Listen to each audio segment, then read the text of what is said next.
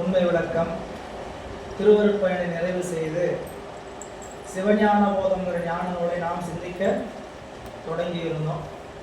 இந்த சிவஞான போதங்கிற நூலை பற்றி நாம் படிக்கும்போது இது ஒரு ஆராய்ச்சி நூல் அப்படிங்கிறத ஒரு சிந்தனையில் சொன்னாங்க. நமக்கு சிவஞான முனிவர் இதற்கு உரை எழுதுகின்ற பொழுது சிவாகமங்களில் சொல்லக்கூடிய 4 பாதங்களில் ஞானவாதத்தில் சொல்லப்படுகின்ற பதி பசு பாசம் என்று சொல்லக்கூடிய முப்பொருள்களை பற்றிய ஆராய்ச்சிக்கான நூல் விஞ்ஞான நூல் என்று சிவஞான போதம் என்கின்ற சொன்னார். அதில் நாம் சென்ற வகுப்பில் 3 நூற்பாக்கள் நிறைவு செய்திருக்கிறோம். இந்த நூல் 12 நூற்பாக்களை உடையது. 12 நூற்பாக்களில் முதல்ல நூலை உள்ளே அணுகுவதற்கு முன்பாக இந்த நூலுக்குள்ள நாம் என்ன தெரிஞ்சுக்க போறோம் அப்படிங்கிற செய்தியை சொல்லுவதாக சிறப்பு பாயிரம் படித்தோம். இந்த நூலுக்குள்ள நாம் என்ன தெரிஞ்சுக்கிறதுக்காக சிறப்பு பாயிரம் படித்தோம். இந்த நூலை ஏன் படிக்கணும், இந்த நூலுக்குள்ள எதை பற்றி சொல்லப்படுகிறது, யாரெல்லாம் இந்த நூலை படிக்கலாம் அப்படின்ட்டு மலதலை உலகில் மாயிருள் துமிய பல புகழ் ஞாயிறு படரின் அல்லதை காண்ட செல்லா கண்போல் ஈண்டிய பெரும்பெயர் கடவுளில் கண்டு கண்ணீருள் இருந்து அருந்துயர் புறமையில் ஆன்மா நாடி மயர் வர நந்தி உணைகணத்து உயர் சிவஞான போதம் உரைத்தோன் எண்ணெய் புனசூல் பெண்ணை சுயரவன் பொய்கண்ட என்ற மெய்கண்ட தேவன் பவனை மண்முறை கடந்த தவறை புனைந்த தலை என்று இந்த நூலை செய்தவர் என்கிறார் மெய்கண்ட சிவம் என்றும். அவருடைய பெருமை என்னவென்றால் பிறப்பை அறுத்த தவசீலர்களோட மெய்கண்டாருடைய திருவடிகளை தன்னுடைய சிரமேல் சூடிக்கொள்வார்கள் என்றும், அவர் அருளை செய்திருக்கக்கூடிய இந்த ஞான நூல் எப்படி இந்த பறந்து விரிந்திருக்கக்கூடிய உலகத்தில் புறையிருள் நீங்க வேண்டுமானால் செங்கிதர்கன் வந்தால் புறையிருள் நீங்குமோ அதுபோல அகையிருள் நீங்க வேண்டுமானால் எம்பிரான் மெய்கண்ட தேவநாயனார் அருளி இருக்கக்கூடிய சிவஞான போதங்கிற நூல் துணை செய்யும். சிவஞான போதம் நூல் தோன்றியதற்கான காரணம் ஆன்மாக்களினுடைய அறிவில் இருக்கக்கூடிய மலையிருள் நீங்குவதற்கு துணை செய்கின்ற நூல் இந்த நூலினால மலையிருள் நீங்கி நாம் வீடு வெற்றி பெறலாம். அப்படி பெறணும்னா இந்த நூலை படிக்கணும். இந்த நூலை படிக்கும்போது நம்மளுக்கு எந்த இடையூறும் ஏற்படக்கூடாது. இந்த நூலுக்கு வாழ்த்து, கடவுள் வாழ்த்து என்று சொல்லக்கூடிய மங்கள வாழ்த்து செய்கிறார். கல்லால் நிழல் மலை இப்படி பொல்லா பிள்ளையாருடைய திருவடிகளை யார் ஒருவர் கற்றும் கேட்டும் சிந்தித்தும் தெளிந்தும் நிற்கிறார்களோ அவர்களெல்லாம் நல்லார்கள் என்று சிந்தித்து நிட்டை கூடுபவர்கள் எல்லாம் நல்லார்கள் என்று காட்டினார். அடுத்ததாக இந்த நூலை என்னுடைய அறிவின் காரணமாக சொல்கிறேன்னு நினைக்க வேண்டாம். இந்த நூல் இறைவனுடைய கருணையினால் சொல்லப்படுது. இந்த நூலுக்குள்ள சொல்லக்கூடிய செய்தி நல்லவர்கள் ஏற்றுக்கொள்வார்கள். அதாவது சிவத்தை உணர்ந்தவர்கள் இந்த நூலினுடைய தன்மையை அறிவார்கள் என்று தம்மை உணர்ந்து தம்மையுடைய தன்னுணர்வார் எம்மை உடைமை எம்மை உணரார் தம்மை உணரார் உடலிலிருந்து தம்மை உணராமை கேளாம் இப்படின்னு நூலுக்கு முகம், இவையெல்லாம் நூலுக்கு முகம். இப்போ நூலுக்குள்ள பிரயாணம் செய்யும்போது பார்த்தீங்கன்னா நூல் எத்தனை நூற்பா? 12 நூற்பா. அது 2 பகுதியாக பெரும்பகுதியாக பார்த்தீங்கன்னா பொது அதிகாரம் சிறப்பதிகாரம். அதில் உட்பிரிவாக பார்த்தீங்கன்னா பெரும்பிரிவு பொது அதிகாரம் சிறப்பதிகாரம். உட்பிரிவாக பார்த்தீங்கன்னா 4 இயல், பிரமாணியல், இலக்கணியல், சாதனையல், பயனியல். பிரமாணியல்ல இந்த 3 பொருள்கள் உண்டு என்பதை அளவைகள் வாயிலாக நிறுவுகிறார். இந்த முப்பொருளும் உண்டு. எந்த அளவை? அனுமான அளவை என்று சொல்லக்கூடிய அளவைகள் பல. அவற்றில் நமக்கு அடிக்கடி அளவைகளாக பயன்படுத்துவது காட்சி அளவை, கருதல் அளவை, உரை அளவை என்று சொல்லக்கூடிய பிரத்யட்ச பிரமாணம், அனுமான பிரமாணம், ஆகம பிரமாணம். இந்த 3 பிரமாணத்தில் காட்சி அளவைன்னு சொல்லக்கூடிய அனுமான பிரமாணம் தான் எல்லோருக்கும் ஏற்புடையதுனால அனுமான பிரமாணத்தின் வாயிலாக முதல் 3 நூற்பாக்கள்ல இறைவன் உண்டு, பாசங்கள் உண்டு, உயிர் கூட்டங்கள் உண்டு என்று சொல்லி அடுத்த 4, 5, 6 நூற்பாக்கள்ல எதிர் நிரல் நிறையாக பாசம் பசுவிற்கு இலக்கணமும் பாசத்திற்கு இலக்கணமும் பதிக்கு இலக்கணமும் கூறி அடுத்தது சிறப்பதிகாரத்தில் இந்த முப்பொருள்களில் எந்த பொருள் பயனடையக்கூடிய பொருள், பயனை பெறக்கூடிய பொருள் எது என்பதில் பதி பயனை அனுபவிக்க வேண்டிய அவசியம் இல்லை, பாசம் பயனை அனுபவிக்காது. எனவே இடையில் இருக்கக்கூடிய பசுதான் பயனை அறிந்து அனுபவிக்க வேண்டிய பொருள் என்பதனால அந்த பசு உரிய நிலையில பசுவினுடைய சிறப்பிலக்கணம் சொல்கின்ற பகுதி 7ஆம் நூற்பா. 8ஆம் நூற்பால அப்படி சிறப்பிலக்கணத்துக்குரிய அந்த பசு உயிர்களாக இருக்கக்கூடிய அந்த கூட்டங்கள் எல்லாம் இறைவனுடைய அருளால் தன்னுடைய சாதனையை செய்வதற்கு சிவமே குருவாக வருவார் என்று 8ஆம் நூற்பால சாதனம் வரும் முறை. முதல்ல 7ஆம் நூற்பாவில் சாதிக்க வேண்டிய அதிகாரி சாதனையில் தானே சாதிக்க வேண்டிய அதிகாரி யாரு, 8ஆம் நூற்பால சாதனம் எது, சாதனை வரும்படி சாதனம் வரும்படி எது என்பதும் 9ஆம் நூற்பால அந்த சாதனை எவ்வாறு செய்ய வேண்டும் அப்படிங்கிறத காட்டுறதுக்கு 3 நூற்பா. சாதனையல் 7ஆம் நூற்பா, சாதித்தலுக்குரிய அதிகாரி 8ஆம் நூற்பா, சாதனமும் வரும்படியும் 9ஆம் நூற்பா, சாதிக்கும் முறைமையும் கூறுவது 9ஆம் நூற்பா. சரி, அப்படி சாதித்த வழி அது என்ன பயனை தரும் என்று சொல்வது 10, 11, 12 பயனியல். 10ஆம் நூற்பாவில் சாதனையின் காரணமாக ஆன்மாவினுடைய அறிவில் இருந்த பாசக்கூட்டங்கள் நீங்கி ஆன்மா சிவத்தோடு கூடுகின்ற நிலையில அருளோடு கூடி நிற்கும் என்கின்ற சிவயோகம் என்கின்ற பயனும் 11ஆம் நூற்பால பாசம் நீங்கிய வழி அருளை பெற்று சிவயோகத்தில் இருக்கக்கூடிய உயிர்கள் சீயை கொண்டு போய் அடைவிக்கும் என்கின்ற வகையில பாசத்திலிருந்து நீங்கிய உயிர்கள் அருளிடத்திலிருந்து சிவயோகத்தை விட்டு சிவபோகமாக சிவத்தோடு கலந்து அனுபவிக்கின்ற இன்பப்பேறு வீடு பேற்றையும் சொல்லுகின்றது 11ஆம் நூற்பா. அப்படி சிவத்தோடு கலந்து ஆனந்தத்தை அனுபவிக்கின்ற உயிர்கள் எல்லாம் அந்த நிலையை உலகியல்ல பெற்று இந்த உடம்பு இருக்கும்போது பெற்ற போது அவர்கள் உலகத்தில் எப்படி இருப்பாங்க, எப்படி இருக்கணும் அப்படின்னு சொல்லுகின்ற பகுதி 12ஆம் நூற்பா. இது பொதுவா நூற்பாவை பற்றிய மேலோட்டம். இதற்குள்ள முதல் 3 நூற்பா படிச்சிருக்கிறோம். முதல் 3 நூற்பால முதல் நூற்பா இறைவன் உண்டு. இறைவன் உண்டு என்பதை எப்படி கூறுகிறார்?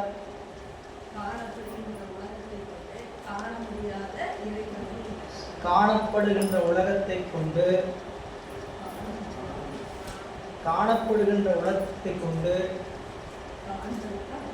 காண்டற்கு அரிதாக இருக்கக்கூடிய இறைவனை உண்டு என்று நிறுவது. சரிங்களா? காணப்பட்ட உலகம். அப்போ இந்த உலகம் இயங்குது. அந்த உலகம் இயங்குதுன்னா அதுக்கு ஒரு அறிவுடைய பொருள் வேண்டும். அந்த அறிவுடைய பொருளால் தான் இந்த உலகம் இயங்குது. அந்த அறிவுடைய பொருள் எல்லாவற்றையும் ஒரு சேர அறிகின்ற ஆற்றலுடைய பேரறிவு பொருளாக இருக்கக்கூடிய சிவம். அதுல 3 முதல் இருப்பா அவன் அவள் அதை எனும் அவை மூவினைமையும் தோற்றிய திதியை ஒடுங்கி மலர்த்துவதான் அந்த ஆதி என்மனார் புலவர் என்பது சூத்திரம் எண்ணுதலிற்றோ எனின் சங்கார காரணனாய் உள்ள முதலையே முதலாக உணர்த்துதல். சூத்திரத்தினுடைய கருத்துரை என்னங்க? சங்கார காரணனாய் உள்ள முதலையே முதலாக உடையது இவ்வுலகம். இந்த உலகம் அதுதான் உணர்த்துறாரு. சங்கார காரணம் தான் இந்த உலகிற்கு முதல். இப்போ இந்த முதல் நூற்பா 3 அதிகாரங்களை உடையது. முதல் அதிகாரத்துல இந்த உலகம் முத்தொழில் படும். முதல் அதிகாரத்தில் அவர் நிறுவக்கூடிய செய்தி என்னதுங்க? இந்த உலகம் முத்தொழில் படும். முத்தொழில் படுமா படாதா அப்படிங்கிறதுல தடையை நீக்கி முத்தொழில் படும். 2வது அதிகாரம் அப்படி முத்தொழில் பட வேண்டுமானால் அதற்கு ஒரு வினை முதல் வேண்டும். வினை நடக்கணும்னா யார் வேணுங்க? வினை முதல் வேண்டும். அந்த வினை முதலாக இருக்கக்கூடிய கர்த்தா சங்கார காரணன். அந்த சங்கார காரணன் பலர் என்று சொல்லுகின்றது 3வது அதிகாரம். இல்லை சங்கார காரணன் ஒருவர் தான். அப்படி 3 அதிகாரத்தில் என்னென்னலாம் சொல்றாரு? உலகம் முத்தொழில் படும். அது ஒரு கர்த்தாவை உடையது. அந்த கர்த்தா சங்கார காரணனை, சங்கார காரணன் ஒருவனை. முதல் நூற்பா புரிஞ்சுதுங்களா? முதல் நூற்பா யாருக்காவது புரியாம இருக்குதா? முதல் நூற்பாவில் இந்த உலகம் முத்தொழில் படும். முத்தொழில் படுத்துவதற்கு ஒரு வினை முதல் வேண்டும். அவன் அந்த வினை முதல் கர்த்தா எனப்படுவான். அந்த கர்த்தா சங்காரக்காரனாகிய சிவமே. இரண்டாவது அதிகரணம். அந்த சங்காரக்காரன் பலர் அல்ல, ஒருவன். நூற்பாவில் தான் இதுக்குள்ள நீங்க தடை விடையெல்லாம் ஞாபகம் வச்சுக்க முடிஞ்ச உள்ள படிச்சு தெரிஞ்சுக்க வேண்டியதான். முதல் நூற்பா என்ன சொல்லுன்னு கேட்டா, அவன் அவள் அது ஏனும் அவை மூவினையும். இந்த உலகம் முத்தொழில் படும். தோற்றிய திதியே ஒடுங்கி மலத்துள்ளதாம். அது ஒரு ஒடுங்கியினிடத்து உளதாவது, ஒரு கர்த்தாவினிடத்து நடப்பது என்று சொன்னார். அதுக்கு காரணம் மலம் அப்படின்னு சொன்னார். மூன்றாவது அந்தமே ஆதி, அந்தத்தை செய்கின்ற எவனோ அவனே ஆதி. 3 அதிகரணம் வேலை முடிஞ்சு போச்சு. அப்போ 2வது அதிகரணத்துல சங்காரகாரனாய் இருக்கக்கூடிய இந்த முதல்வன் உலகத்தை ஐந்தொழில் படுத்துகிறானே, தோற்றியும் நிலைத்தும் அழித்தல் செய்கிறானே, அவன் யார் பொருட்டு செய்கிறான்? அடுத்த கேள்வி, எதற்காக செய்கிறான், எதிலிருந்து செய்கிறான், எதனை கொண்டு செய்கிறான்? 2வது நூற்பாவுக்கு போகும்போது என்ன கேள்வியில் எழுதுங்க. சங்காரக்காரன் இந்த உலகத்தை முத்தொழில்படுத்துவது எதற்காக, எதனை கொண்டு, எதற்காக? உயிர்களுக்காக. எதனை கொண்டு? தன்னுடைய சக்தியை கொண்டு. எதிலிருந்து? மாயைகள். அவ்வளோ. 2வது நூற்பாவோட தொடக்கம் என்னன்னு கேட்டீங்கன்னா, முதல் நூற்பாவில் இறைவன் தான் இந்த உலகத்துக்கு நிமித்த காரணம்னு சொன்னா, அவன் நிமித்த காரணம்னா ஒரு காரியம் நிகழ்வதற்கு 3 காரணங்கள் வேண்டும். அந்த 3 காரணங்கள் முதற் காரணம், துணை காரணம், நிமித்த காரணம். முதற் காரணம் என்னன்னு தெரியல, துணை காரணம் என்னன்னு தெரியல. தெரிஞ்சிருக்குது என்ன?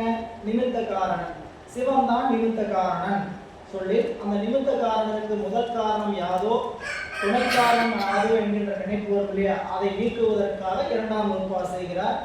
வருஷப்படி பதியை சொல்லி பசுவைத்தான் சொல்லணும், சில வரைமுறை. ஆனா அங்க என்ன உடனே அபாயங்களை ஏற்படுகிறது, என்ன கேள்வி எழுகிறது, என்ன எதிர்பார்ப்பு வருதுன்னு கேட்டீங்கன்னா, இறைவன் இந்த உலகத்தை முத்தொழில் படுத்துகிறானே, அப்படி முத்தொழில் படுத்தும் பொழுது எதனை கொண்டு படைக்கிறான், எதற்காக படைக்கிறான், எதிலிருந்து படைக்கிறான்?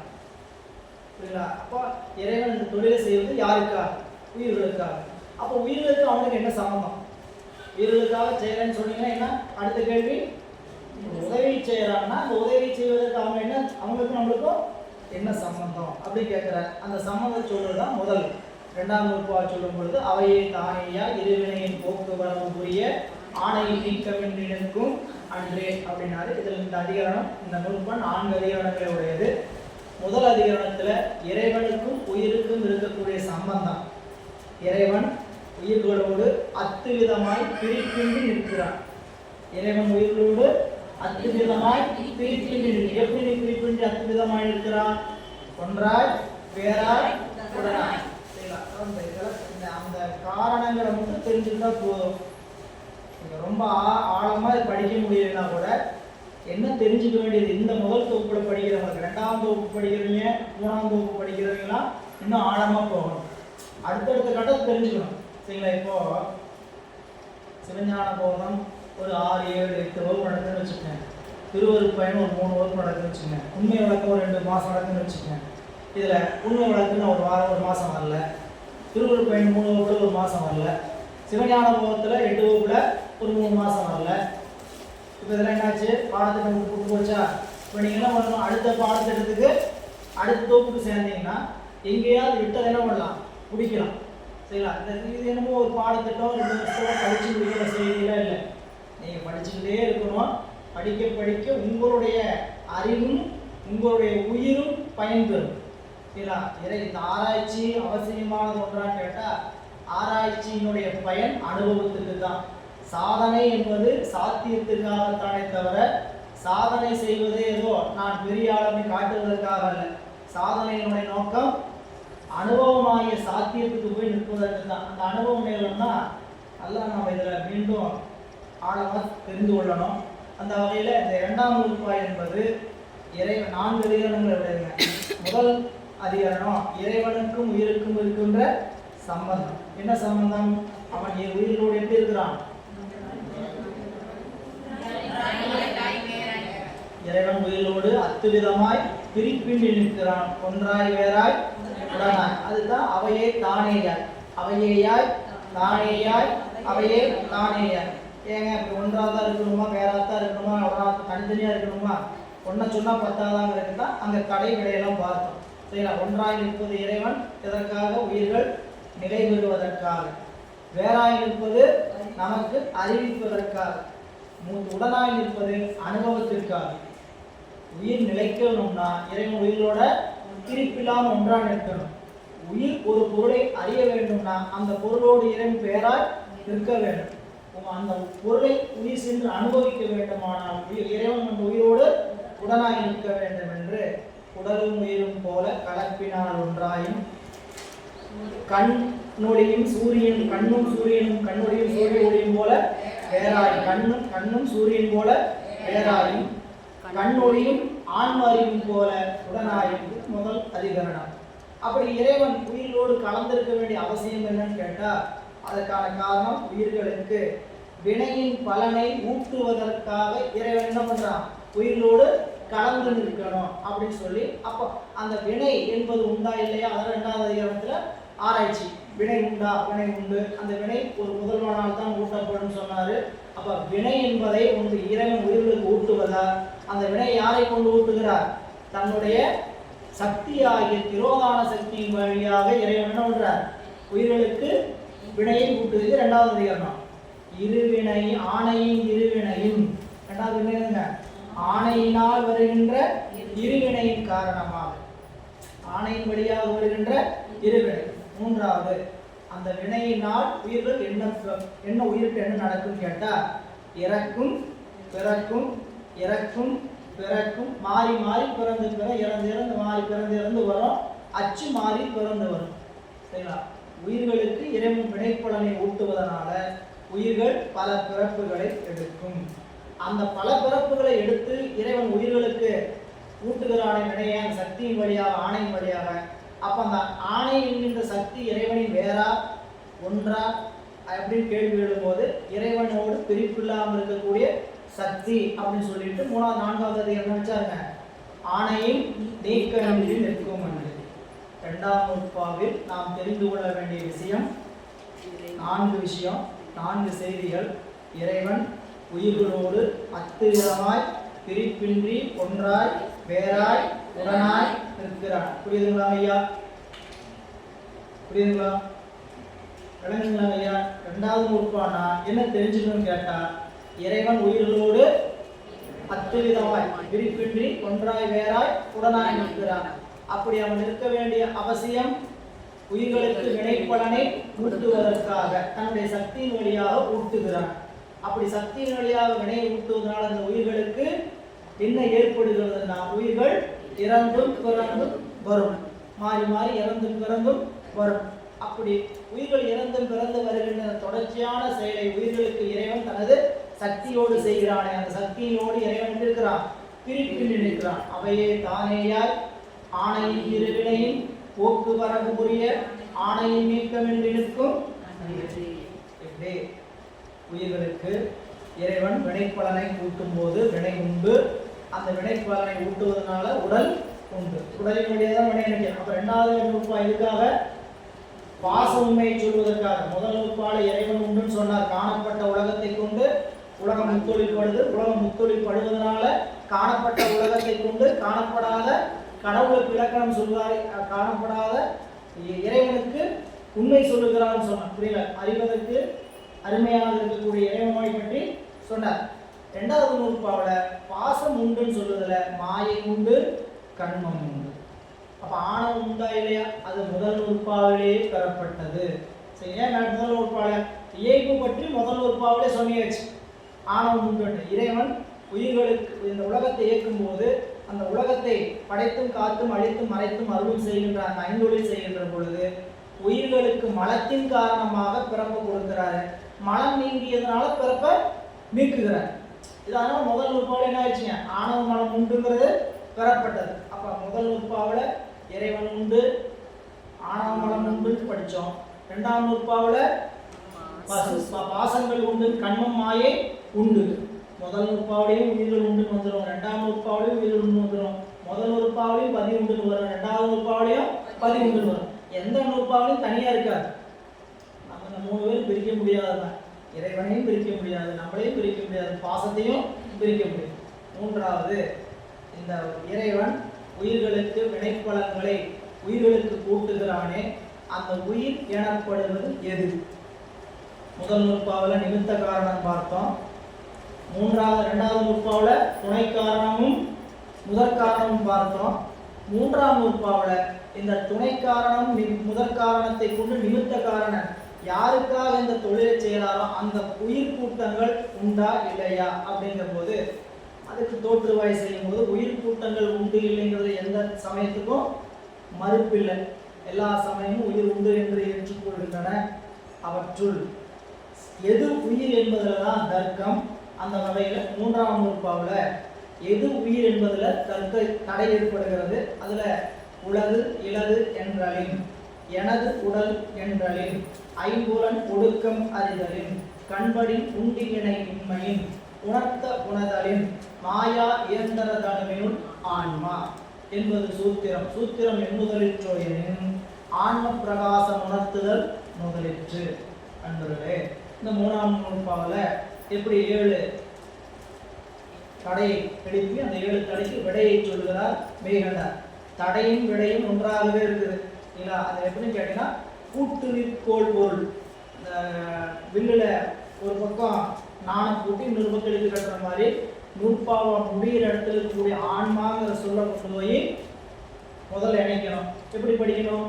இலது என்றலின் ஆன்மா உலகு. முதல் செய்தி என்ன? இலது என்றலின் ஆன்மா உலகு. இல்லைன்னு சொல்லுகின்ற பொருள் எதுவோ அதுவே ஆன்மா. ஆராய்ச்சி பண்ணி பண்ணி இது ஆன்மா இல்லை இது ஆன்மா இல்லை எந்த பொருள் சொல்லிச்சோ அந்த பொருளுக்கு பேர் தான் ஆன்மா அப்படின்னாரு. இரண்டாவது செய்தி, இரண்டாவது தடை, உடம்பே ஆன்மான்னு சொன்னாங்க. முதல் சொன்னாங்க சூன்ய ஆன்மவாதிகள், இரண்டாவது சொல்றாங்க தேக ஆன்மவாதி என்று சொல்லக்கூடிய தூள தேக ஆன்மவாதிகள்.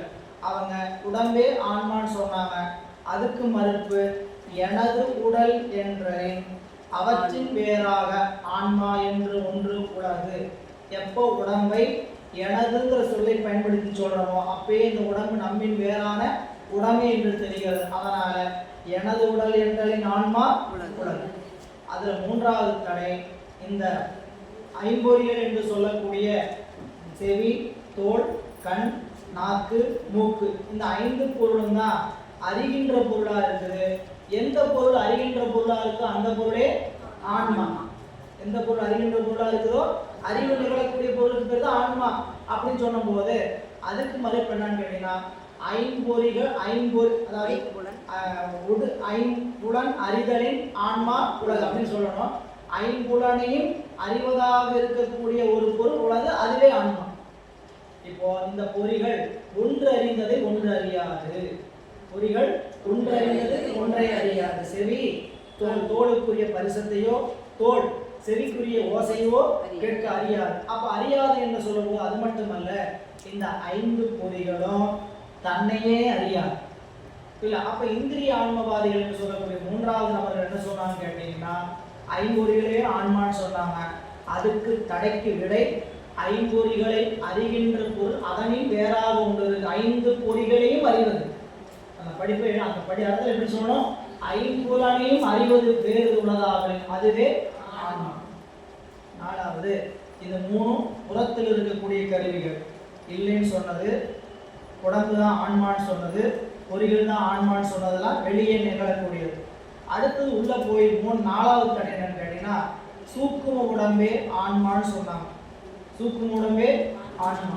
இந்த சூக்கும உடம்பே ஆன்மான்னு சொன்ன போது அதுக்கு தான் ஒடுக்கம் அறிதலில் அவற்றின் மேலாக ஆன்மா உள்ளது. அதாவது உள்ள 4வது உடம்புன்னு சொல்ல 4 உடம்பு கூடிய சூக்கும உடம்பாக இருக்கக்கூடிய உடம்பு ஆன்மா ஏன் இல்லைன்னு கேட்டா, நனவில் கண்டவற்றை கனவிலும் கனவில் கண்டவற்றை நனவிலும் அறிகின்ற ஆற்றல் இந்த உயிரிடத்துல இல்லை. அவன் உடம்பு தான் சூக்கும உடம்பு தான் ஆன்மானா, கனவில் கண்டவற்றை நனவுல வந்து இந்த ஆன்மா எப்படி அறியணும்? தெளிவா அறியணும். அதனால அவற்றை அறிகின்ற ஒன்று உண்டு. இப்போ கனவுல நான் அதை பார்த்தேன் இதை பார்த்தேன்னு சொல்றோம் இல்லையா, அதை வச்சே ஆன்மா என்ற ஒன்று உள்ளது.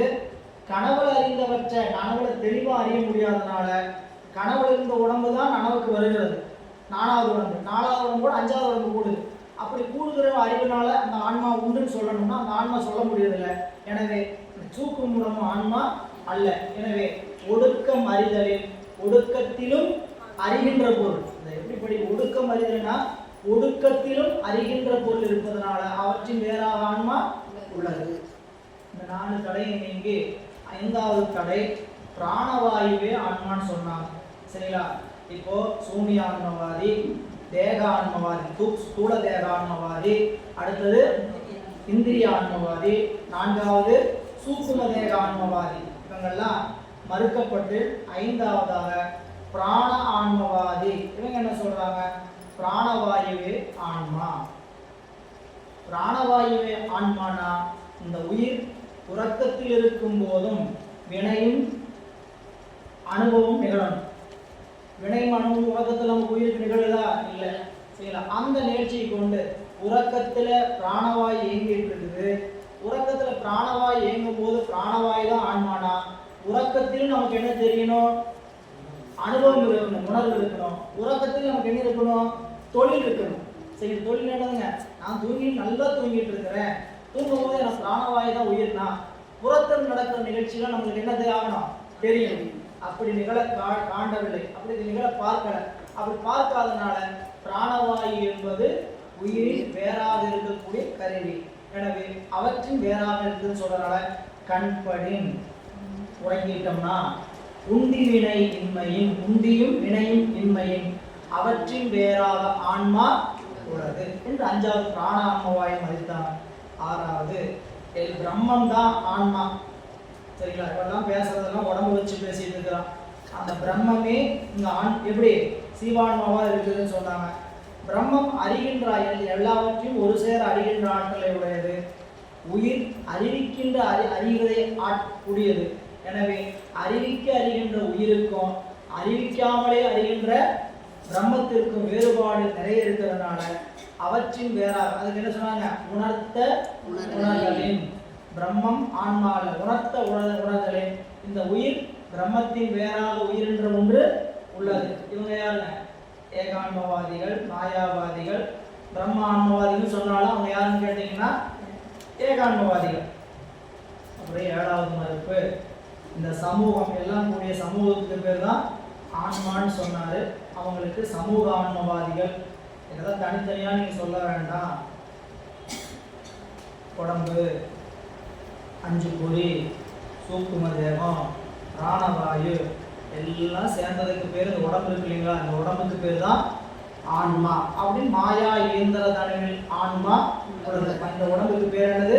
மாயா இயந்திர தனம். எனவே அவற்றின் பேராக ஆன்மா என்ற ஒன்று உள்ளது. இந்த உடம்புக்கு யாரும் நான் உடம்புன்னு சொல்லி பழகினதில்லை.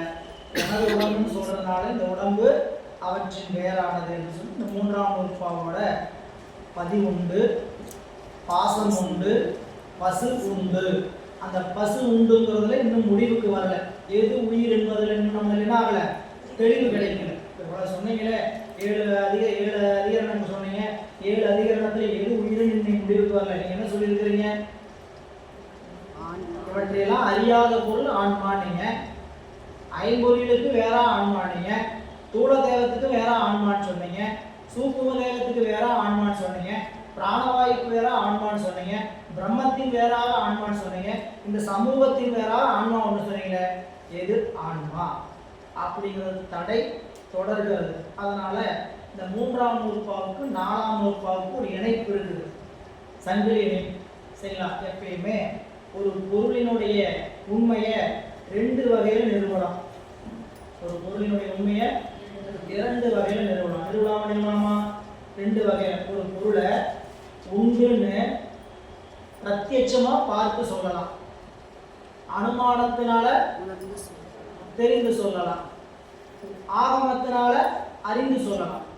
பிரத்யட்சத்தினால பார்த்து சொல்லலாம், அனுமானத்தினால உணர்ந்து சொல்லலாம், ஆகமத்தினால அறிந்து சொல்லலாம். சரிங்களா? இப்படி இந்த 3 நிலையில ஒரு பொருள் உண்டுன்னு சொல்லலாம்.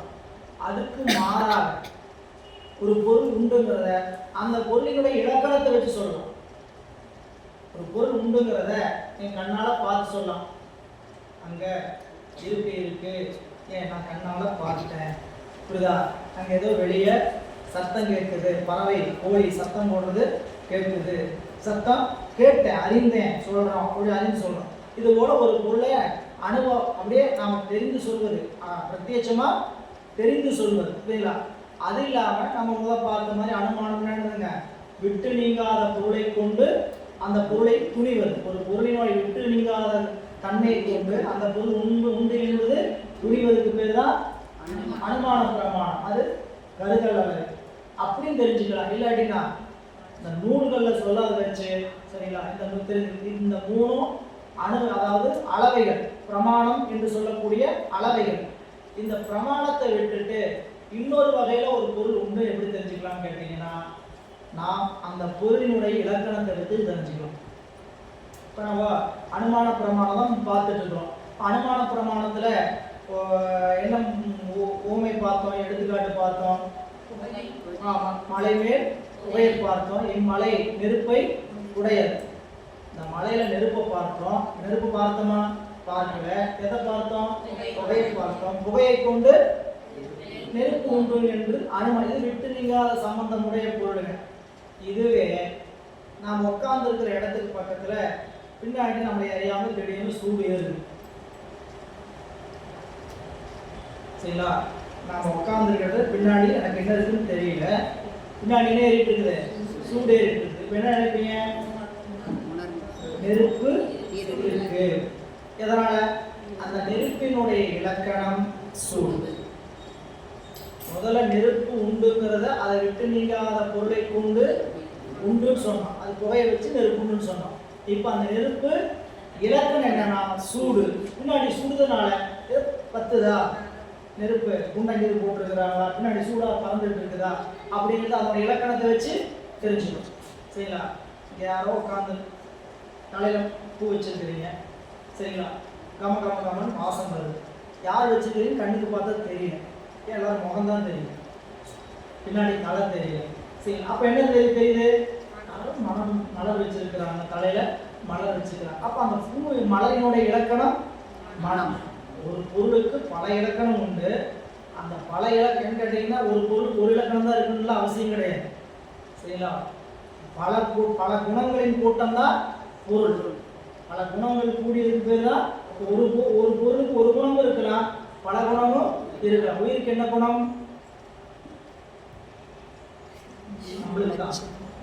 அதுதான் தெரியாம இங்க வந்து உட்கார்ந்து இல்லாட்டினா நாங்க ஏன் வந்து எவ்வளவு நேரம் அறியாமை. உயிருக்கு குணம் என்னங்க?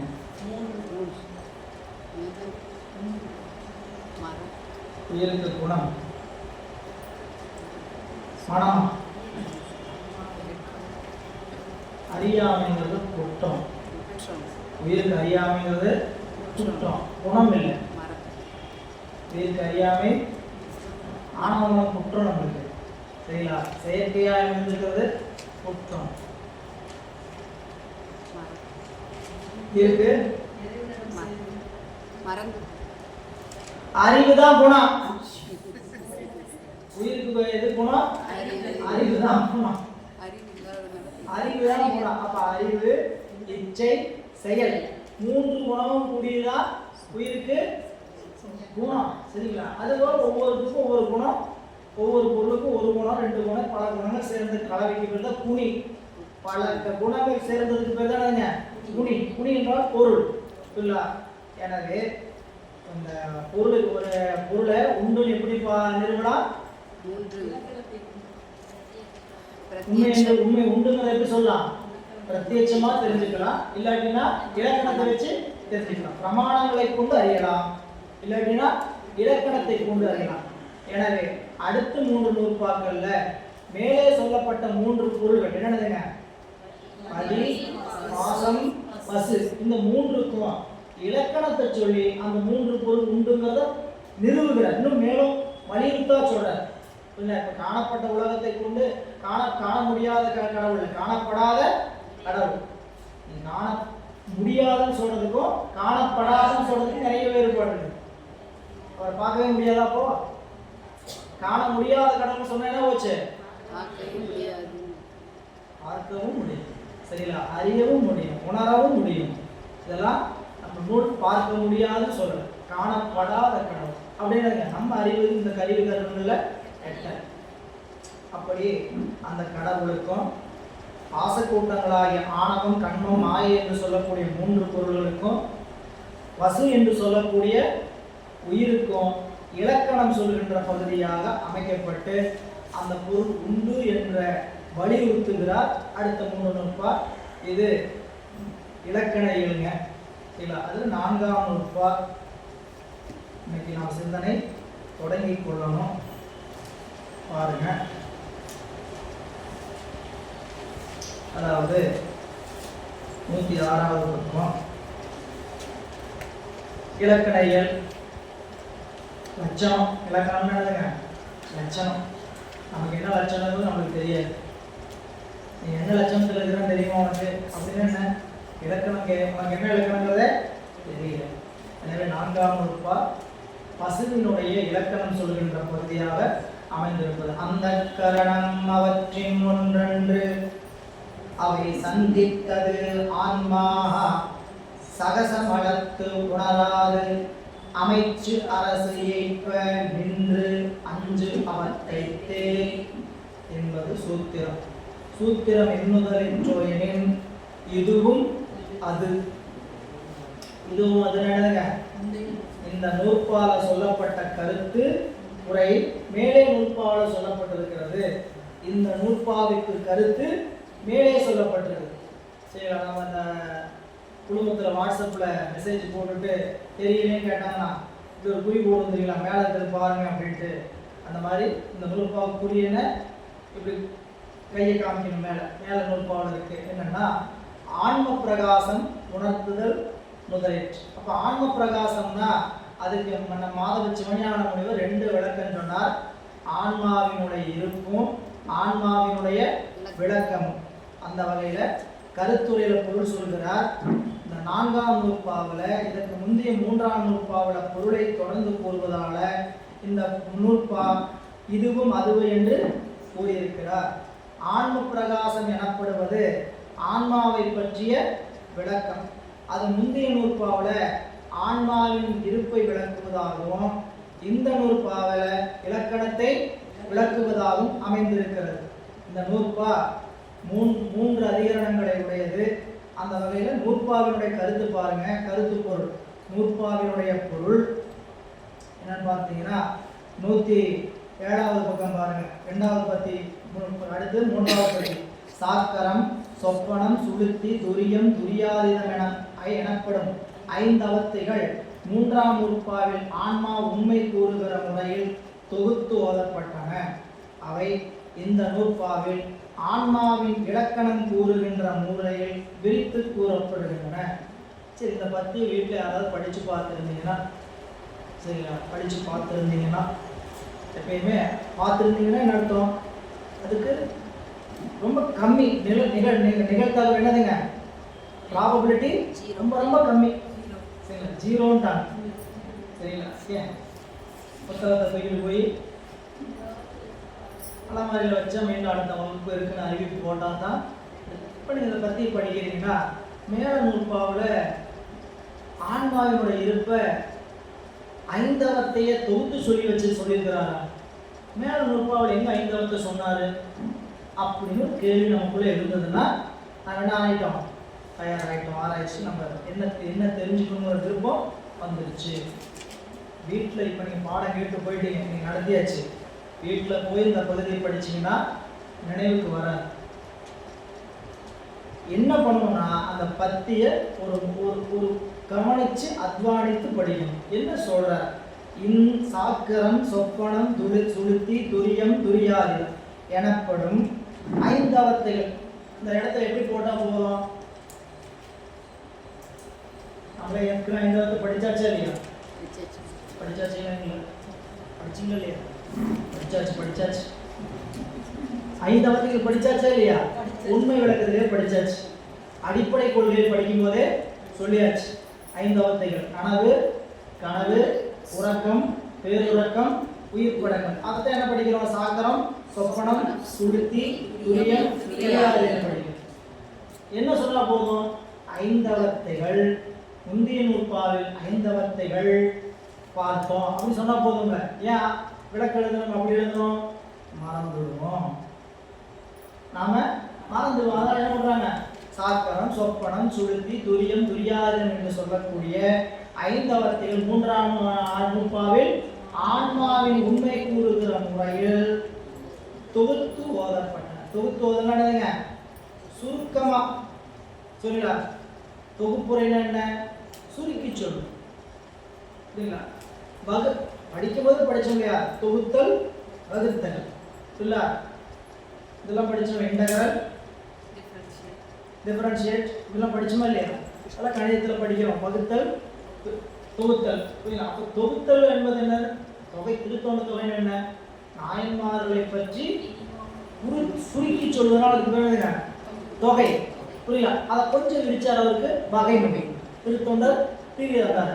இன்னும் விரிச்சார், அதுக்கு விரிநூல் திருத்தொண்டர் புராணம். எனவே மூணாம் நூற்பாவில் ஐந்தவத்தை விரிவாக பேசல. சரிங்களா? எப்படி சொல்லியிருக்கிறாரு? ஐந்தவத்தை என்னதுங்க? நாணவு. நாணவு எந்த உடம்புல பார்க்குறோம்? கண்ணுக்கு தெரியும் இந்த உடம்புல தான் நனவு, தூட உடம்பு. கனவு உடம்பு எங்க இருக்குது? நாலாவது உடம்பு, சூக்கும் உடம்பு. நனவு கனவுல இருந்து உறக்கத்துக்கு போகும்போது சூக்கும் உடம்புல இருந்து குண உடம்புக்கு போகிறோம். அப்படின்னு ஒவ்வொரு உடம்பும் மாறி மாறி போனோம் பாருங்க. அதை நம்ம என்னன்னு படிச்சிருக்கோம் கேட்டீங்கன்னா, இந்த உடம்பு ஆன்மா இல்லை, சூக்கும் உடம்பு ஆன்மா இல்லை, இப்படி படிச்சு பாருங்க. அதைத்தான் அந்த அவத்தையா சொல்லப்படுது தொகுத்து. இந்த நூற்பாவில் அந்த ஐந்தவத்தையும் விரித்து சொல்கிறார். ஆன்மாவிற்கு ஐந்தவத்தை படுதலே இலக்கணம். கருவிகளோடு கூடி ஐந்தவத்தை படுதலே ஆன்மாவிற்கு இலக்கணம். புரியல? அப்ப என்ன? அது பொது இயல்பு. எப்போ ஒரு இலக்கணம் படிக்கிற இயல்பு படிக்கிறோம்னா ரெண்டு இயல்பு இருக்கு ஒரு பொருளுக்கு. என்னென்ன இயல்பு? பொது இயல்பு, சிறப்பு இயல்பு. பொது இயல்புன்னு ஏன் அது சொன்னோம்? ஏன் என்ன படிச்சோம்? பிற பொருள்களோடு கூடி நிகழ்வதனால் அதுக்கு பேரு பொது இயல்பு. தனி இயல்பு இருப்பதற்கு பேரு சிறப்பு இயல்பு. படிச்சோமா இல்லைங்களா? அப்போ பொது இயல்பு என்பது பிற பொருட்களின் சேர்க்கையால் நிகழ்வது. சிறப்பு இயல்பு என்பது தன்னிலையில் இருப்பதற்கு பேரு சிறப்பு இயல்பு. அப்ப இந்த உயிர்கள் கருவிகளோடு கூடுதலான இந்த உயிர்களுக்கு ஏற்பட்ட இயல்புக்கு பேரு பொது இயல்பு. கருவிகளை விட்டு நீங்குச்சுன்னா, கருவிகளை விட்டு நீங்கினா இந்த உயிர் இருக்காது. உயிர் இருக்காதுன்னு உயிருக்கு தாரகம் கிடையாது. தாரகம்னா உயிருக்கு ஆதாரம் கிடையாது.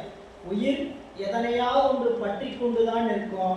ஒன்று கருவிகளை பற்றி நிற்கும், இல்லாட்டி சிவத்தை பற்றி நிற்கும். அப்போ கருவிகளோடு பற்றி நிற்பது பொது இயல்பு, கருவிகளை விட்டு நீங்கி சிவத்தோடு நிற்பது உயிருக்கு சிறப்பு இயல்பு.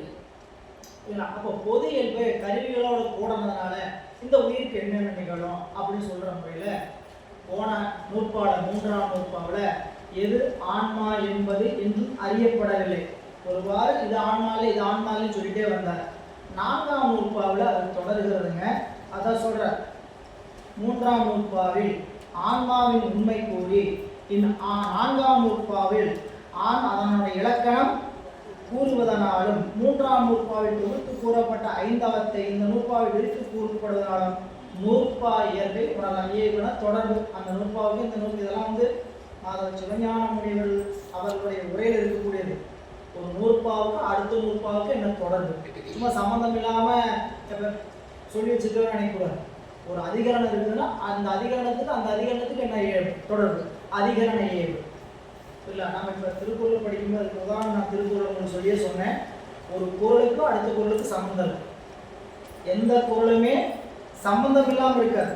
133 அதிகாரமும் ஒரு சம்பந்தத்தோட தான் ஒரு ரயில் பெட்டி. புரியுதா?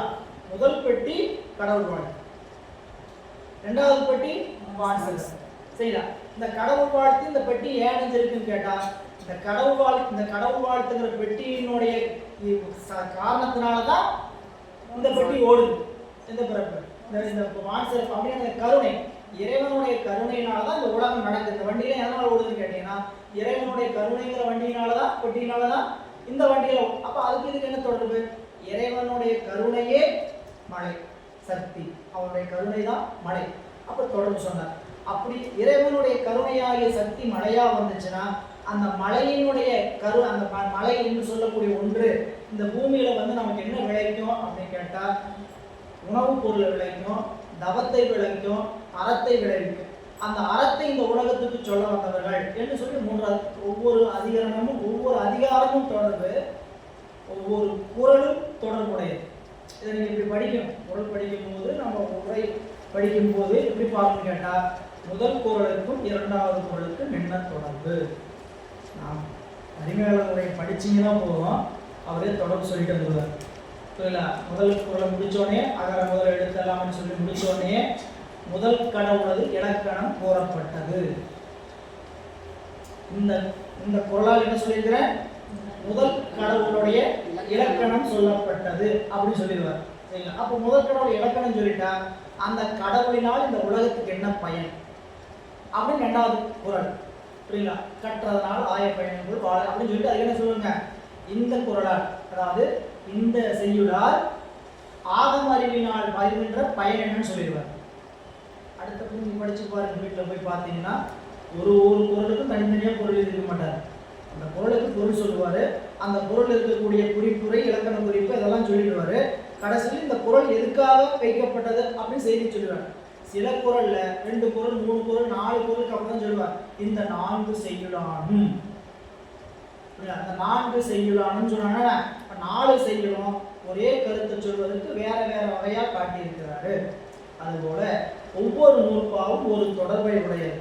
3ஆம் நூற்பாவில் அதாவது ஆன்மா, இதெல்லாம் ஆன்மா இல்லைன்னு சொன்ன போது எது ஆன்மா என்று துணிகின்ற நிலையில ஆன்மாவினுடைய இலக்கணத்தை கொண்டு துணிகிறாங்க. எது உயிர்ங்கிறத எதை வச்சு துணிகிறாங்க? உயிர் உண்டுங்கிறத இதையெல்லாம் வச்சு துணி முடியல, எதை வச்சு துணிகிறாங்க? உயிரினுடைய இலக்கணத்தை வைத்து துணிகிறாங்க. அப்ப அங்க ஒரு தடை எழுப்புறாங்க, வர்றாங்க. அந்த கரணங்களே ஆன்மா, அந்த கரணங்களே ஆன்மா. இப்ப நீங்க சொன்னீங்க இந்த உயிர் சூன்யம் சொன்னீங்க, அதை மறுத்துக்கலாம். இந்த உடம்பு ஆன்மா இல்லைன்னு சொன்னீங்க, அதை ஏற்றுக்கொள்ளலாம். இந்த இந்திரியங்கள் ஆன்மா இல்லைன்னு சொன்னீங்க, அதை ஏற்றுக்கொள்ளலாம். சூக்கும் உடம்பு ஆன்மா இல்லைன்னு சொன்னீங்க, அதை ஒத்துக்கலாம். பிராணவாயு ஆன்மா இல்லைன்னு சொன்னீங்க, அதுவும் சரிதான். பிரம்மமே ஆன்மா சொன்னீங்க, அதுவும் மறுக்கக்கூடியது. பிரம்மம் ஆன்மா இல்லை எல்லாம் சொல்லி சொன்னா கடைசியா அந்த கரண ஆன்மவாதிகள் என்ன சொன்னான்னு கேட்டீங்கன்னா, அந்த கரணம் என்று சொல்லக்கூடிய மனம், புத்தி, அகங்காரம், சித்தம், இந்த 4ம் கூடியதற்கு பெயர் ஆன்மா அப்படின்னு சொன்னார். அவங்களுக்கு என்ன மறுப்பு என்றால் அந்த கரணம் அவற்றின் ஒன்றன்று. எவற்றின் ஒன்றன்று? எவற்றின் ஒன்றன்று? ஆன்மா அந்த கரணங்கள் அவற்றில் ஒன்றும் கிடையாது. முன்னாடி ஆன்மாங்கிறது எழுவாய், நூற்பாவில் 2வது வரி இருக்கும். ஆன்மா அந்த கரணங்கள் அவற்றில் ஒன்றன்று.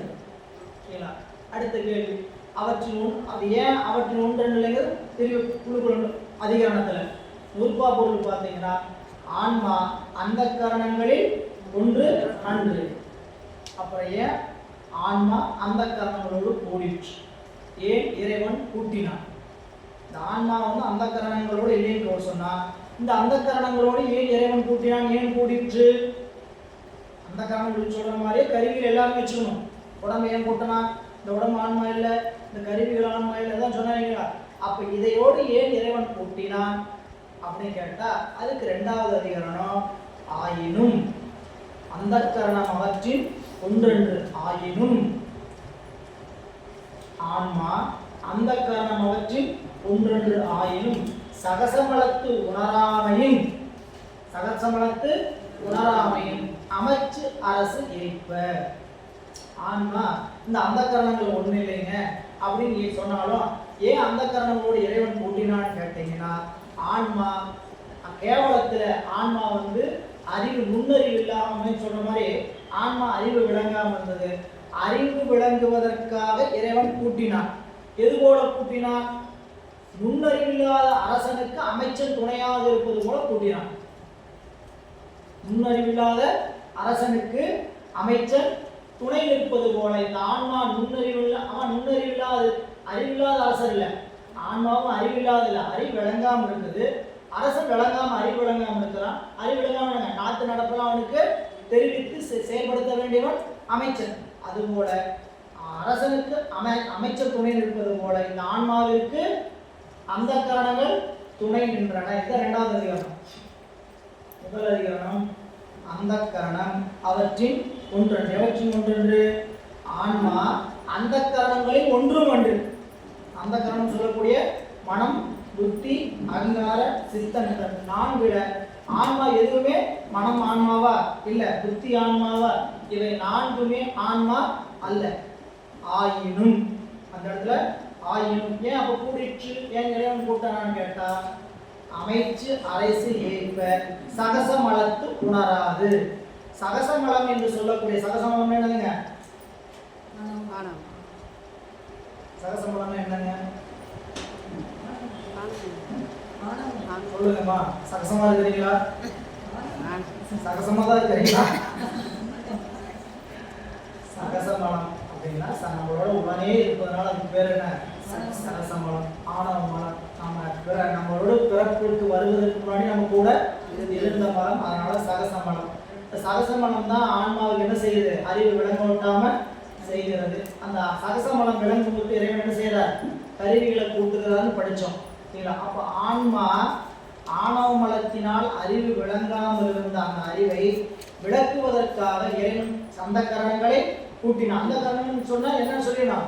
தத்துவம் எல்லாவற்றையும் இறைவன் அதுக்காக தான் கூட்டினான். அப்ப அப்படி கூட்டினதுனால எது போல? ஏன் அப்படி கூட்டணும்? அரசனுக்கு அமைச்சன் துணை நிற்பது போல. அதுதான் இரண்டாவது அதிகாரம். சகசமலத்து உணராமையினால் அமைச்சு அரசு ஏற்ப. அப்படி கூடனால என்ன ஆச்சு கேட்டா ஆன்மா அஞ்சவத்தைப்பட்டது, அஞ்சவத்தைக்கு ஆளானது. இது போல அமைச்சு அரசு ஏற்ப அஞ்சவத்தைக்கு. அதுவும் அமைச்சு அரசு ஏற்பதான், இதுவும் இரண்டாவது அதிகாரமும் அமைச்சு அரசு ரெண்டுக்குமே சேர்த்தணும். அந்த ஆன்மா அந்த கரணம் அவற்றின் முன்னாடி ஆன்மான்னு தெரியுங்க. நூற்பா ஆரம்பிக்கும் போது படிக்கும்போது எப்படி படிக்கணும்? ஆன்மா அந்த கரணம் அவற்றின் ஒன்றும் அன்று ஆயினும். ஆன்மா அந்த கரணம் அவற்றின் ஒன்றும் அன்று ஆயினும்.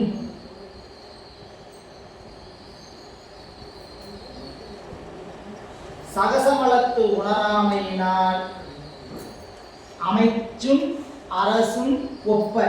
ஏய்ப்புங்கிறது அங்க என்ன பொருள்? ஒப்ப. எப்படி அந்த நூற்பா எழுதுன்னு சொல்றோம் பாருங்க. அந்த கரணம் அவற்றின் ஒன்றும் அன்று ஆயினும். சகசமலத்து உணராது அமைச்சும் அரசும் ஒப்ப. அமைச்சும் அரசும் ஒப்ப.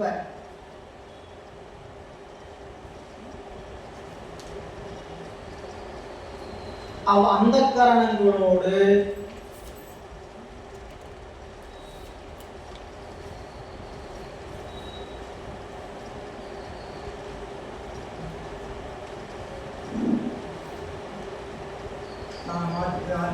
சேர்த்தணும். ஆன்மா அந்த கரணங்களில் ஒன்று அன்று ஆயினும் சகசமலத்து உணராது அமைச்சு அரசு ஒப்ப. அந்த கரணங்களோடு கூடி, அந்த கரணங்களோடு கூடி அமைச்சும் அரசும் ஏற்ப நின்று அஞ்சவத்தை கொடும்.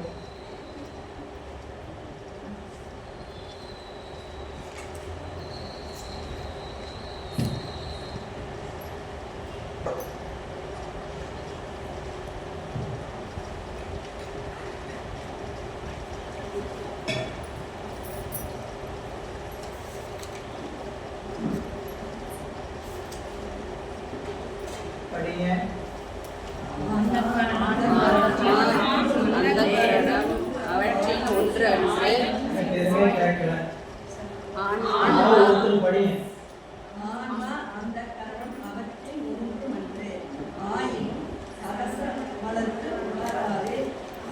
அரசும் அமைச்சும் அந்தரங்களோடு கூடி அமைச்சு அரசு மேற்ப நின்று அஞ்ச வைக்கப்படும். அவ்வந்த கரணங்களோடு அமைச்சும் அரசும் ஒப்ப அவ்வந்த கரணங்களோடு கூடி அமைச்சும் அரசும் ஏற்ப நின்று அஞ்சவத்தைப்படும். இப்ப இந்த நூற்பாங்க 3 அதிகரணம்.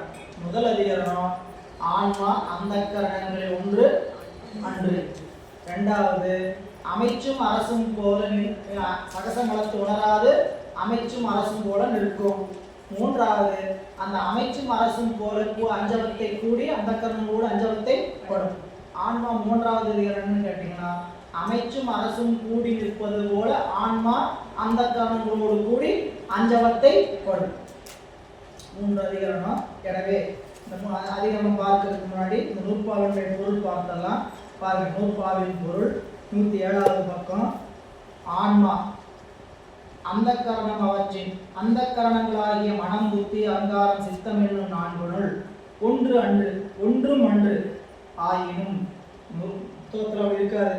ஒன்றும் அன்று ஆயினும் அமைச்சு அரசு ஏற்ப நின்று அரசன் தனக்கு முழுகிய அறிவு இல்லாமையினால் முழுகிய அறிவு விளங்காமையினால் ஆலோசனை துணைவராகிய அமைச்சர்களோடு கூடி நின்று தன்னுடைய அரச காரியத்தை நடத்துமாறு போல சகசமலத்து உணரார் அனாதியே இயல்பாக கூடியிருக்கும் ஆணவத்தினால் அறிவு செயல்பாடின்றி, அங்க அறிவின்றி இருக்கிறது என்ன எழுதணும்? அறிவு அறிவு இல்லைன்னா குணம் இல்லைன்னா என்ன இல்லை? குணம் இல்லைன்னா பொருள் இருக்காது, குணம் இல்லைன்னா துணி இருக்காது. பூல எங்கம்மா வாசம் வருது, இந்த இதழ் பிச்சு, இந்த இதழ் பிச்சு இன்னும் தேடிட்டே போனீங்கன்னா பொருள் இருக்காது. குணம் போச்சுன்னா பொருள். அதனால ஆன்மா அறிவு செயல்பாடின்றி கிடக்கும். ஆன்மாவிற்கு சட்டை போல கலை முதலிய தத்துவங்களால் பொது வகையால் உணர்வு நிகழ்ந்தாலும் சிறப்பு வகையால் உணர்வு நிகழாமையால் அது நிகழ்வதற்கு ஆன்மா ஆலோசனை துணையாகிய அவை சந்தித்தது அந்த கரணங்களோடு கூடி நின்று அஞ்சவத்தைத்தே சாக்கிர முதலிய 5 அவத்தையை பொருளும். ஏன் அந்த கரணங்களை கூட்டினாங்க? காரணம் என்ன கேட்டீங்கன்னா, ஆன்மாவிற்கு இறைவன் கலாதி தத்துவங்களை கூட்டியும் முதல்ல என்ன தத்துவம் கூட்டாரு? 36 தத்துவங்கள்ல 5 தத்துவம் சுத்த தத்துவம் இல்லைங்களா? நாதம், இந்து, சாதாக்கியம், ஈஸ்வரம், சுத்தம். இந்த 5ம் சொற்பிரபஞ்சமான நமக்கு இறைவன் கூட்டுவார். நாதமாக, சொல்லாக, பொருளாக வருவது அசுத்தமாய். அசுத்தமாயில முதல் உடம்பு என்ன? மாயை உடம்பு. ஒரே ஒரு பொருள் கருவி மட்டும் இருக்கும், மாயை உடம்பு. அதான் காரண உடம்பு. ரெண்டாவது என்ன? பஞ்சகஞ்சுகம். 5 உடம்பு கூட்டுவார், 5 கருவியில கூட்டுவார். 5 கருவி கூடனா அந்த உடம்புக்கு வேணுதுங்க பஞ்சகஞ்சுகம் என்று சொல்லக்கூடிய காரண உடம்பு. கஞ்சுக உடம்பு. கஞ்சுக உடம்புன்னு சொல்லக்கூடியது காலம், நேதி, கலை, வித்தை, அறார். இப்போ இந்த 4ஐயும் 5ஐயும் கூட்டியாச்சு. 5ஐயும் கூட்டினோன்னு இந்த ஆன்மை என்னாச்சு? அனுபவத்தை அனுபவிப்பதற்கு தயாரா இருக்கு. சரிங்களா? அனுபவத்துக்கு தயாரா இருக்கு, தவிர அனுபவம் நிகழாது. எப்ப அனுபவம் நிகழும்? அந்த சட்டம் மேல இருக்கிற சட்டம், ஆன்ம தத்துவம் சட்ட கூடனா தான் ஆன்மாவுக்கு அனுபவமே நிகழும். அப்ப முதல் 3 உடம்புல காரண உடம்பு, கஞ்சுக உடம்பு என்று சொல்லக்கூடிய 2 உடம்பு கூடுற இடத்துலயே நமக்கு வித்யா தத்துவங்கள் கூடிரும். மாயை, காலம், நீதி, கலை, வித்தை, அராகம் என்று சொல்லி கூடி புருடன் தயாரா இருப்பான். எதுக்கு தயாரா இருப்பான்? அனுபவத்துக்கு தயாரா இருப்பானே தவிர அங்க ஏதாவது நினைப்பான போட்டு அனுபவிப்பானு கேட்டா உடம்பு இல்லாம அனுபவிக்கணும். அந்த உடம்புல என்ன அனுபவத்தை கொடுக்க முடியும் அதை இறைவன் கொடுப்பார். எனவே அனுபவத்திற்கு தயாராகணும்னா இறைவன் குண உடம்பை கூட்டணும், ஆன்ம தத்துவத்தை கூட்டணும். அந்த ஆன்ம தத்துவத்தை கூட்டும்போது முதல் எதை கூட்டுறாருங்க? பிரகிருதி மாயை என்று சொல்லக்கூடிய குண உடம்புல சித்தம், அகங்காரம், புத்தி, மனம். சித்தம், புத்தி, அகங்காரம், அகங்காரத்திலிருந்து கருவிகள் பிரியுது. இப்போ இந்த 4 உடம்பு என்ன கேட்டீங்கன்னா, ஆன்மா கலாதி தத்துவங்களை கூட்டும் போதே அதுக்கு அறிவு எப்படி நிகழும்? பொது வகையா நிகழும். அதுக்கு அறிவு எப்படி நிகழும்? பொது வகையா நிகழும். அறிவு விளங்க தொடங்கும். சரிங்களா? ஒன்றின் மேல ஆசை வரும். கலாதி தத்துவங்கள் எதுக்குன்னு விளங்கிட்டீங்கன்னா ஆன்மாவுக்கு அங்கே என்னென்ன நிகழும் கேட்டீங்கன்னா, நாம பொருளை அனுபவிக்கணும், அதன் மேல ஆசைப்படணும், இப்படிலாம் நிகழுமே தவிர அந்த பொருளோடு போய் கூடுவதற்கு அதனால இயலாது. அப்ப சட்டைகளை கூட்டினாதான் அந்த பொருளோடு போய் அந்த ஆன்மா கூட முடியும். காலம் நியதி இது ரெண்டு எதுக்காக இறைவன் கூட்டினார்? இந்த பொருளை இந்த கால எல்லை வரை அனுபவிக்க. அப்படி ஒரு காலம் இந்தவாறு அனுபவிக்க நியதி, புரியல? அதுக்கு அறிவு நிகழணும், செயல் நிகழணும், விருப்பம் நிகழணும். இந்த மூணுக்கும் கலை வித்தை அறாகும். அறிவு செயல் தொழில் நிகழ்வதற்கு கலை வித்தை அறாகும். அப்ப என்ன நிகழ்ந்துட்டு இருக்கு? ஆன்மாவுக்கு இந்த 5 சட்டை கூடணும் என்ன நிகழ்வுன்னு கேட்டீங்கன்னா, ஆன்மாவுக்கு அந்த பொருளை எவ்வளவு காலம் அனுபவிக்கலாம், எப்படி அனுபவிக்கலாம், அதை எப்படி போய் அனுபவிக்கிறதுக்கான அறிவு செயலும் தொழிலை எப்படி செஞ்சுக்கலாம்னு நினைப்பு இருக்குமே தவிர அந்த செயலை செயல்படுத்துவதற்கு எக்ஸிக்யூட் பண்றதுக்கு என்ன வேணும்னு கேட்டீங்கன்னா அந்த கரணம். இந்த அறிவு சிறப்பு வகையா செயல்படணும்னு என்ன வேணும்? அந்த கரணம் வேண்டும். எனவே அந்த கரணங்களோடு அதனாலதான் கூடிற்று. அந்த கரணங்களோட கூட அஞ்சவத்தை இதுதான் நூற்பா. இதுல என்ன தடை விடை என்பதை தொடர்ந்து சிந்திப்போம். தேனி போயிட்டு வந்து தொடர்ந்து பார்ப்போம்.